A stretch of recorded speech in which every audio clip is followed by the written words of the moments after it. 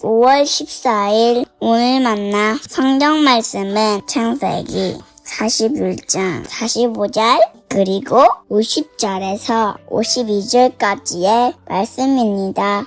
바로는 요셉에게 사브낫 바네아라는 이름을 지어주고 온의 제사장 보디베라의 딸 아스낫과 결혼을 시켰다. 요셉이 이집트 땅을 순찰하러 나섰다. 요셉과 온의 제사장 보디베라의 딸 아스낫 사이에서 두 아들이 태어난 것은 흉년이 들기 전이었다. 요셉은 하나님이 나의 온갖 고난과 아버지 집 생각을 다 잊어버리게 하셨다 하면서 맏아들의 이름을 므낫세라고 지었다. 둘째는 내가 고생하던 이 땅에서 하나님이 자손을 번성하게 해주셨다 하면서 그 이름을 에브라임이라고 지었다. 아멘. 오늘 만나러 만나주시는 하나님을 기대합니다. 이은이를 출산하고 산후조리원에 있을 때 여러 가지 프로그램이 있었는데요. 그중 하나가 장명소에서 아이의 이름을 지어주는 시간이었습니다. 당시 조리원에서 만난 한 언니와 가까이 지냈는데요. 둘째를 출산한 언니는 첫째 아들이 소아암으로 투병 중이었습니다. 친정어머니가 무속인을 찾아가 이름을 바꾸면 아이의 명이 길어진다는 말을 듣고 결국 개명했다고 했는데요. 크리스천이든 아니든 자녀의 이름에는 저마다의 의미와 간절한 바람을 담기 마련입니다. 오늘 본문은 애굽왕 바로에 의해 이름이 바뀐 요셉이 두 아들의 이름을 짓는 장면입니다. 바로는 요셉에게 사므낫 바네아라는 이름을 주었습니다. 이 이름은 감추어진 것을 드러내는 자 혹은 생명을 보존하는 자라는 뜻인데요. 요셉을 비밀을 해석하고 생명을 살리는 사람으로 인정한 표현입니다. 세상은 이렇게 사람의 성과와 능력, 역할을 기준으로 이름을 붙이곤 합니다.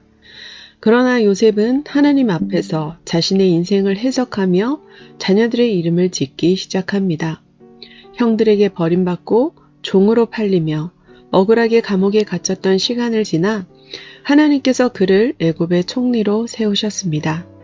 그리고 흉년이 오기 전 두 아들을 얻게 되었을 때 그는 자신의 삶을 하나님의 시선으로 해석하며 그 은혜를 이름에 담아냅니다. 첫째 아들의 이름은 므낫세입니다. 히브리어 나시아에서 나온 이 이름은 잊게 하다라는 뜻입니다. 요셉은 하나님이 나의 온갖 고난과 아버지 집 생각을 다 잊어버리게 하셨다라고 고백합니다. 이것은 기억이 사라졌다는 의미가 아니라 고통이 더 이상 자신을 지배하지 못하게 되었다는 뜻입니다. 상처는 남아있지만 하나님의 은혜가 그것을 덮어 더 이상 삶을 무너뜨리지 못하게 된 것입니다. 이 점에서 므낫세는 하나님께서 그의 상처를 어떻게 다루셨는가를 보여주는 이름입니다. 둘째 아들의 이름은 에브라임입니다. 히브리어 파라에서 나온 이 이름은 열매 맺다, 번성하다라는 뜻입니다. 요셉은 내가 고생하던 이 땅에서 하나님이 자손을 번성하게 해주셨다라고 고백합니다. 여기서 갈목할 만한 단어는 이 땅에서입니다. 상처와 고난이 시작된 바로 그 자리에서 하나님의 열매를 맺게 하셨다는 것입니다.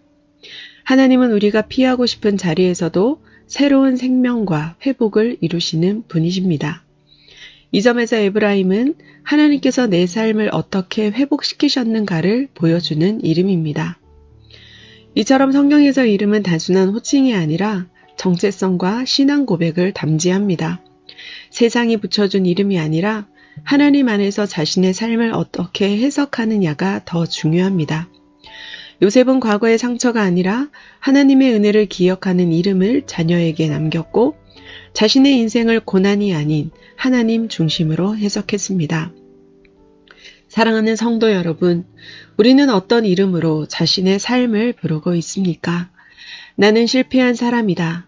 나는 상처받은 사람이다 라고 자신을 규정하고 있지는 않습니까? 이제 요셉처럼 우리의 삶에 새로운 이름을 붙이기 원합니다. 하나님이 나를 여기까지 인도하셨다. 하나님이 나를 다시 세우신다라는 고백이 우리의 정체성이 되기를 소망합니다.